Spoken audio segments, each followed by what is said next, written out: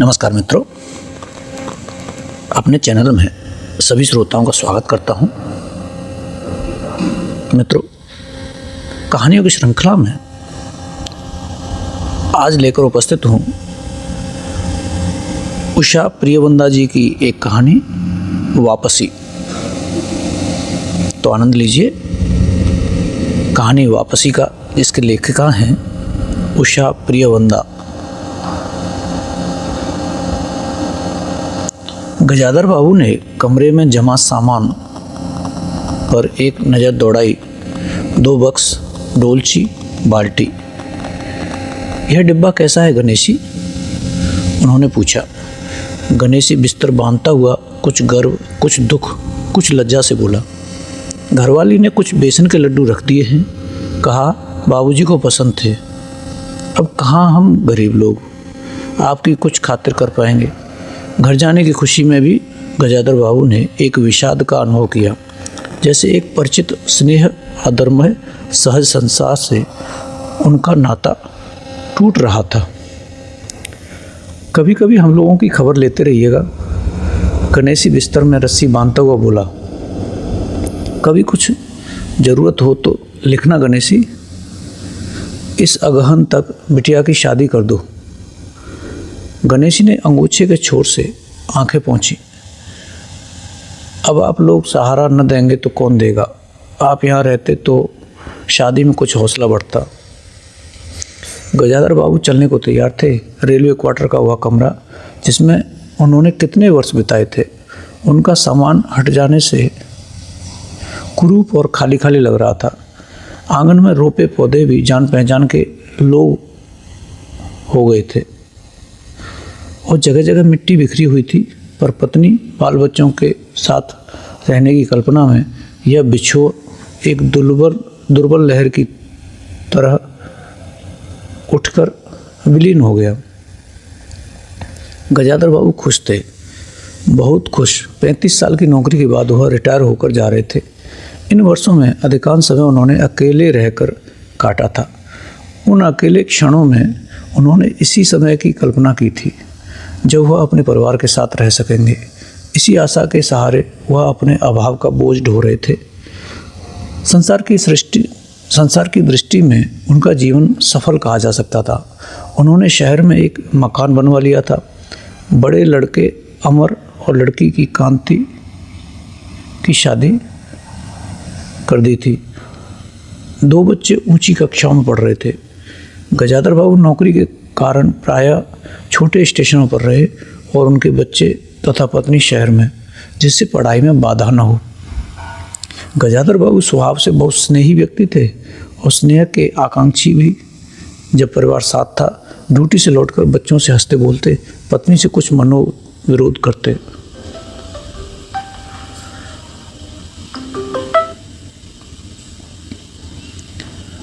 उन सब के चले जाने से उनके जीवन में गहन सूनापन भर उठा। खाली क्षणों में उनके घर में टिका न जाता।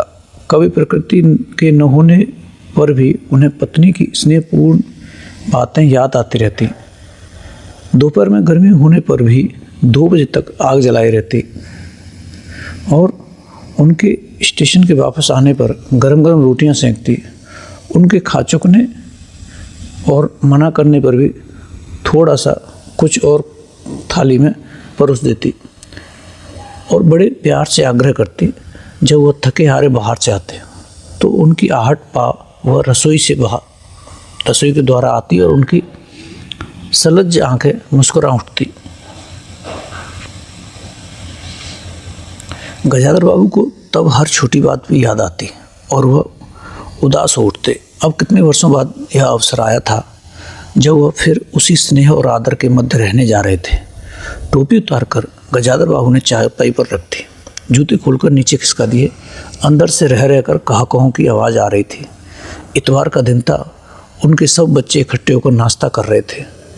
गजाधर बाबू के सूखे चेहरे पर स्निग्ध मुस्कान आ गई।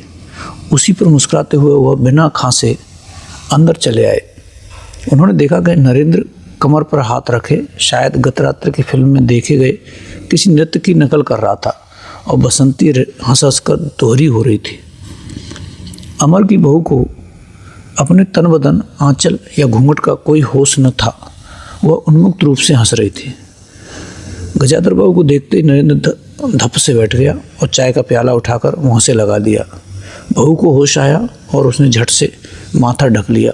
केवल बसंती का शरीर रह रहकर हंसी दबाने के प्रयत्न में हिलता रहा। गजाधर बाबू ने मुस्कुराते हुए उन लोगों को देखा, फिर कहा, क्यों नरेंद्र, नकल हो रही है? कुछ नहीं बाबूजी, नरेंद्र ने सिर पिटाकर कहा। गजाधर बाबू ने चाहा था कि वह भी इस मनोविनोद में भाग लेते, पर उनके आते ही जैसे सब कुंठित हो चुप हो गए। इससे उनके मन में थोड़ी सी खिन्नता उपज आई। बैठते हुए बोले, बसंती, चाय मुझे भी देना। तुम्हारी अम्मा की पूजा अभी चल रही है क्या? बसंती ने माँ की कोठरी की ओर देखा। अभी आती होगी, और प्याले में उनके लिए चाय छानने लगे। वह चुपचाप पहले ही चली गई थी। अब नरेंद्र भी चाय का आखिरी घूंट पीकर उठ खड़ा हुआ। केवल बसंती पिता के लिहाज में चौके में बैठी माँ की राह देखने लगी। गजाधर बाबू ने एक घूंट चाय पी, फिर कहा, बेटी, चाय तो फीकी है, लाइए चीनी और डाल दूँ। बसंती बोली, रहने दो, तुम्हारी अम्मा जब आएंगे तभी पी लूँगा। थोड़ी देर में उनकी पत्नी हाथ में अर्घ का लोटा लिए निकली और अशुद्ध स्तुति कहते हुए तुलसी में दिया। उन्हें देखते ही बसंती भी उठ गई। पत्नी ने आकर गजाधर बाबू को देखा और कहा, अरे आप अकेले बैठे हैं, ये सब कहाँ गए? गजाधर बाबू के मन में फांसी करक उठी। अपने अपने काम में लग गए हैं, आखिर बच्चे ही हैं। पत्नी आकर चौके में बैठ गई। उन्होंने नाक भौं चढ़ाकर चारों ओर झूठे बर्तनों को देखा, फिर कहा, सारे में झूठे बर्तन पड़े हैं। इस घर में धर्म कर्म कुछ नहीं, जाकर के सीधे चौके में घुसो। फिर उन्होंने नौकर को पुकारा। जब उत्तर न मिला तो एक बार और उच्च स्वर में फिर पति को देखकर बोली, बहू ने भेजा होगा बाजार। और एक लंबी सांस लेकर चुप हो गए। गजाधर बाबू बैठकर चाय और नाश्ते का इंतजार करते रहे।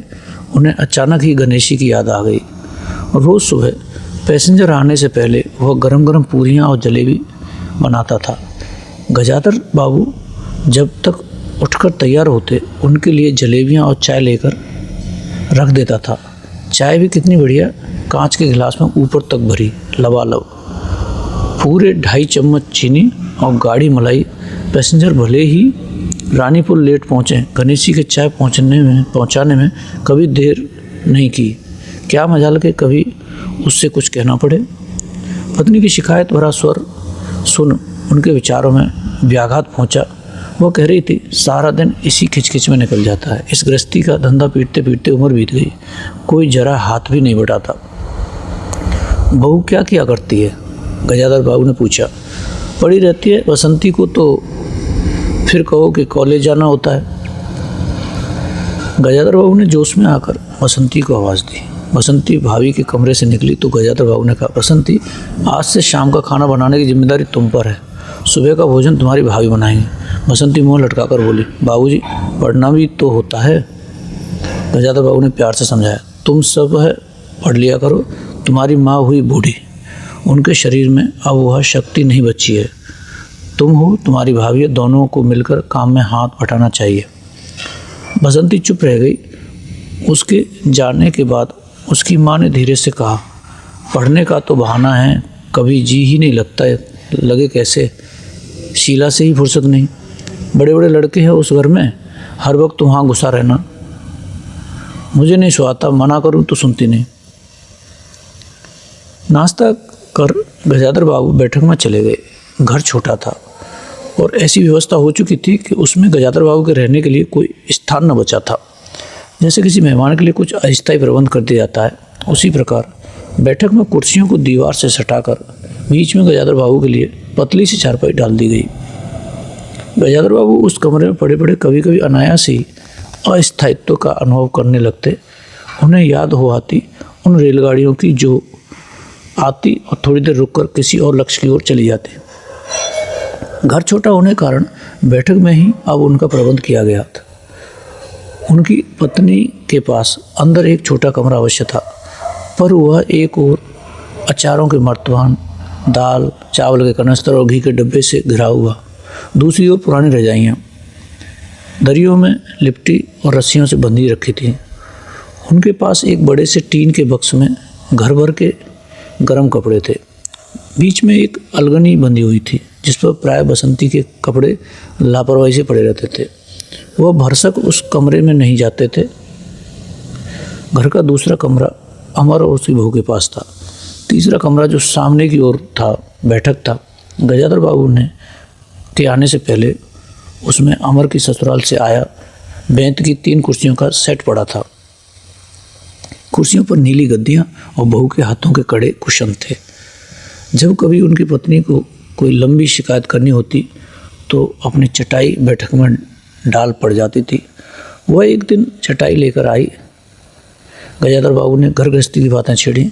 वह घर का रवैया देख रहे थे। बहुत हल्के से उन्होंने कहा कि अब हाथ में पैसा कम रहेगा, कुछ खर्च कम होना चाहिए। सभी खर्च तो वाजिब है, किसका पेट काटो। यही जोड़ गांठ करते करते बूढ़ी हो गई, न मन का पहना न ओढ़ा।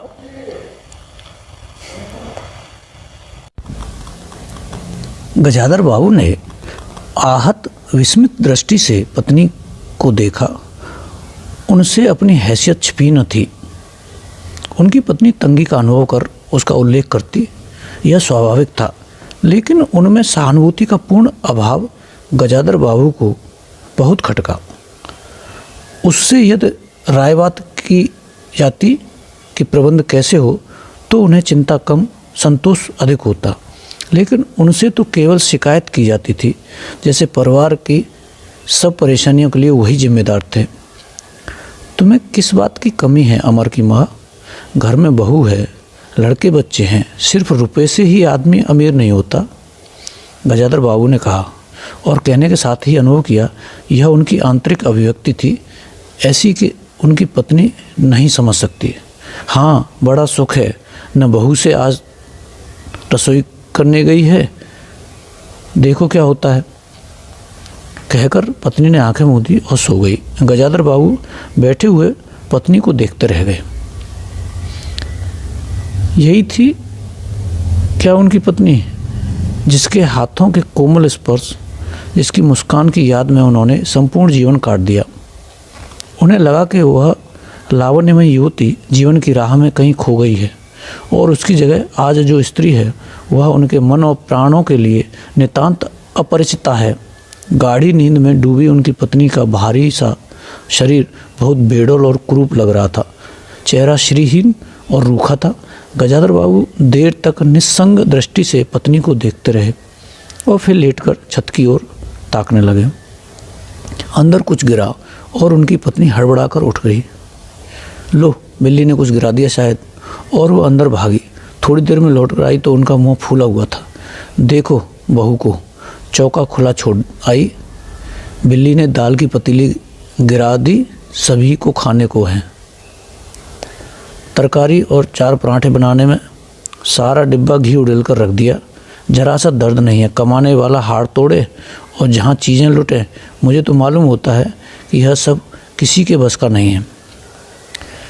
गजाधर बाबू को लगा कि पत्नी कुछ और बोलेगी तो उनके कान झंझना उठेंगे। होठ बीच करवट लेकर उन्होंने पत्नी की ओर पीठ कर ली। रात का भोजन बसंती ने जानबूझकर ऐसा बनाया था कि कौड़ तक निगला न जा सके। गजाधर बाबू चुपचाप खाकर उठ गए, पर नरेंद्र थाली सरकाकर उठ खड़ा हुआ और बोला, मैं ऐसा खाना नहीं खा सकता। बसंती तुनक कर बोली, तो न खाओ, कौन तुम्हारी खुशामद करता है? तुमसे खाना बनाने को किसने कहा था? नरेंद्र चिल्लाया। बाबूजी ने। बाबूजी को बैठे बैठे यही सूझता है। बसंती को उठाकर माँ ने नरेंद्र को मनाया और अपने हाथ से कुछ बनाकर खिलाया। गजाधर बाबू ने बाद में पत्नी से कहा, इतनी बड़ी लड़की हो गई, उसे खाना बनाने तक का शऊर नहीं आया। अरे आता सब कुछ है, करना नहीं चाहती, पत्नी ने उत्तर दिया। अगली शाम माँ को रसोई में देख कपड़े बदल कर बसंती बाहर आई तो बैठक से गजाधर बाबू ने टोक दिया, कहाँ जा रही हो? पड़ोस में शीला के घर। बसंती ने कहा, कोई ज़रूरत नहीं है, अंदर जाकर पढ़ो। गजाधर बाबू ने कड़े स्वर में कहा। कुछ देर अनिश्चित खड़े रहकर बसंती अंदर चली गई। गजाधर बाबू शाम को टहलने चले जाते थे। लौट कर आए तो पत्नी ने कहा, क्या कह दिया बसंती से? शाम में मुँह लपेटे पड़ी है, खाना भी नहीं खाया। बाबू खिन्न हो आए। पत्नी की बात का उन्होंने कुछ उत्तर नहीं दिया। उन्होंने मन में निश्चय कर लिया कि बसंती की शादी जल्दी ही कर देनी है। उस दिन के बाद बसंती पिता से बची बची रहने लगी। जाना होता तो पिछवाड़े से जाती। गजाधर बाबू ने 2-1 बार पत्नी से पूछा तो उत्तर मिला, रूठी हुई है। गजाधर बाबू को और रोष आया। लड़की के इतने मिजाज, जाने को रोक दिया तो पिता से बोलेगी नहीं। फिर उनकी पत्नी ने सूचना दी कि अमर अलग रहने की सोच रहा है। क्यों? गजाधर बाबू ने चकित होकर पूछा। पत्नी ने साफ साफ उत्तर नहीं दिया। अमर और उसकी बहू की शिकायतें बहुत थीं। उनका कहना था कि गजाधर बाबू हमेशा बैठक में ही पड़े रहते हैं, कोई आने जाने वाला हो तो कहीं बिठाने की जगह नहीं। अमर को अब भी वह छोटा समझते और मौके बेमौके टोक देते थे। बहू को काम करना पड़ता था और सास जब तब फुहड़पन पर ताने देता रहती थी। हमारे आने के पहले भी कभी ऐसी बात हुई थी? गजाधर बाबू ने पूछा। पत्नी ने सिर हिलाकर जताया कि नहीं। पहले अमर घर का मालिक बनकर रहता था, बहू को कोई रोक टोक न थी। अमर के दोस्तों का प्राय यहीं अड्डा जमा रहता था। अंदर से नाश्ता चाय होकर तैयार होकर जाता रहता था। बसंती को भी वही अच्छा लगता था। गजाधर बाबू ने बहुत धीरे से कहा, अमर से कहो जल्दबाजी की कोई ज़रूरत नहीं है। अगले दिन वह सुबह घूमकर लौटे तो उन्होंने पाया कि बैठक में उनकी चारपाई नहीं है। अंदर आकर पूछने वाले ही थे कि उनकी दृष्टि रसोई के अंदर बैठी पत्नी पर पड़ी।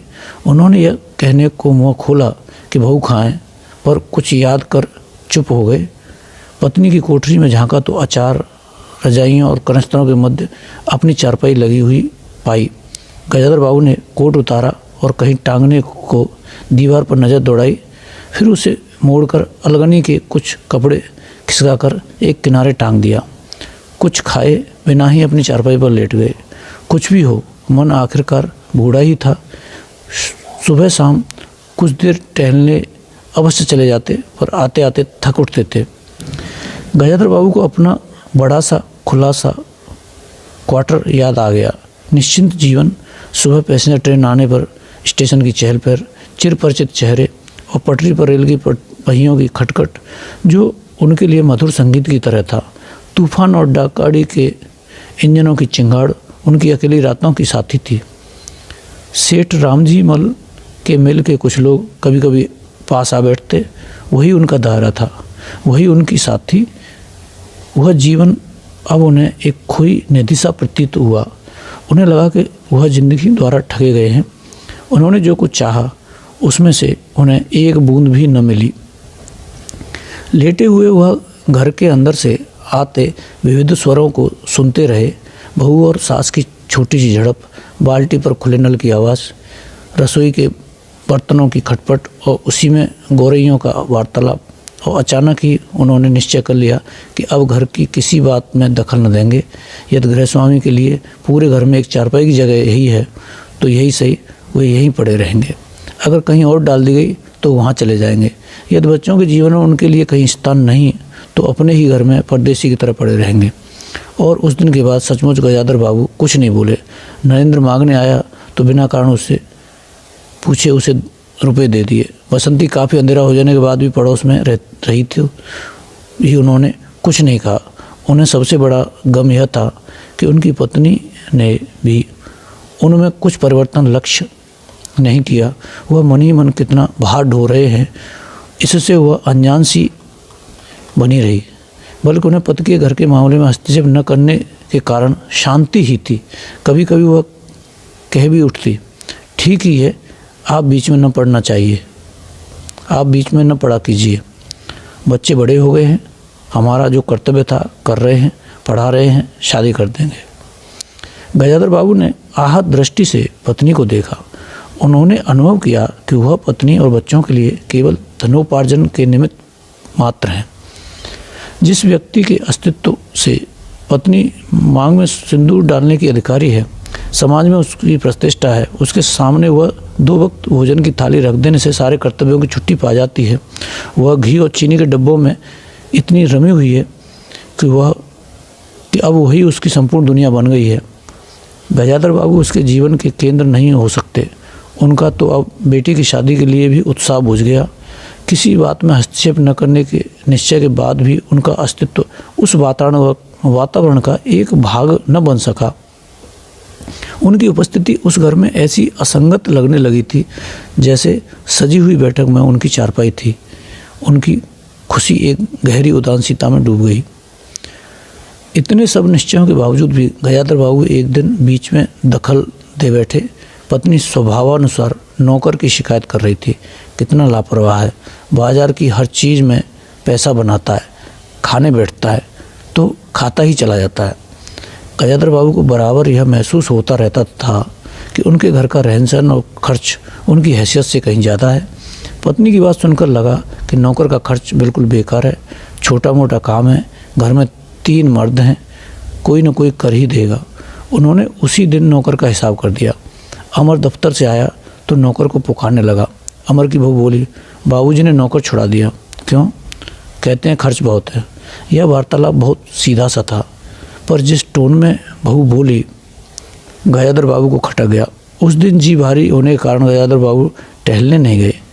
आलस्य में उठकर बत्ती भी नहीं जलाई। इस बात से बेखबर नरेंद्र माँ से कहने लगा, अम्मा तुम बाबूजी से कहती क्यों नहीं? बैठे बैठाए कुछ नहीं तो नौकर ही छुड़ा दिया। अगर बाबूजी यह समझें कि मैं साइकिल पर गेहूँ रख आटा पिसाने जाऊँ तो मुझसे यह नहीं होगा। हाँ अम्मा, बसंती का सुर था, मैं कॉलेज भी जाऊँ और लौट कर घर में झाड़ू भी लगाऊँ, यह मेरे बस की बात नहीं है। बूढ़े आदमी हैं, अमर गुनगुनाया। चुपचाप पड़े रहे, हर चीज़ में दखल क्यों देते हैं? पत्नी ने बड़े व्यंग से कहा। और कुछ सूझा नहीं तो तुम्हारी बहू को ही चौके में भेज दिया। वह गई तो 15 दिन का राशन 5 दिन में बनाकर रख दिया। बहू कुछ कहे इससे पहले वह चौके में घुस गई। कुछ देर में अपनी कोठरी में आई और बिजली जलाई तो गजाधर बाबू को लेटे देख बड़ी सिटपिटाई। गजाधर बाबू की मुख मुद्रा से वह उनके भावों का अनुमान न लगा सकी। वह चुप आंखें बंद किए लेटे रहे। गजाधर बाबू चिट्ठी हाथ में लिए अंदर आए और पत्नी को पुकारा। वह भीगे हाथ लिए निकली और आंचल से पहुंचती हुई पास आ खड़ी हुई। गजाधर बाबू ने बिना किसी भूमिका से कहा, मुझे सेठ रामजी लाल की चीनी मिल में नौकरी मिल गई है। खाली बैठे रहने से तो 4 पैसे घर में आए वही अच्छा है। उन्होंने तो पहले ही कहा था, मैंने ही मना कर दिया।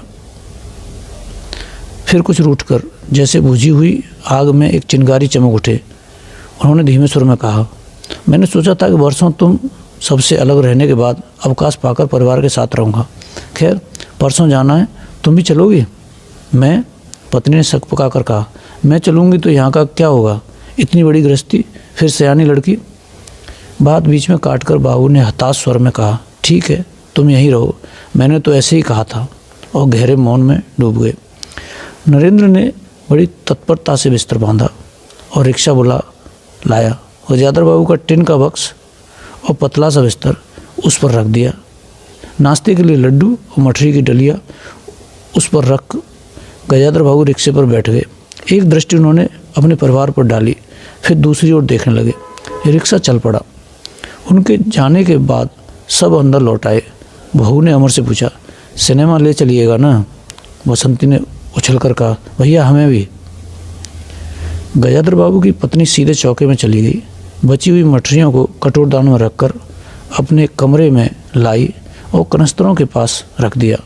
फिर बाहर आकर, अरे नरेंद्र, बाबूजी की चारपाई कमरे से निकाल दें, उसमें चलने तक की जगह नहीं है। मित्रों, यहाँ यह कहानी समाप्त होती है। आपने सुनी कहानी वापसी। ऐसी अन्य कहानियाँ सुनने के लिए हमसे जुड़े रहें। हमारा चैनल अवश्य सब्सक्राइब करें। धन्यवाद।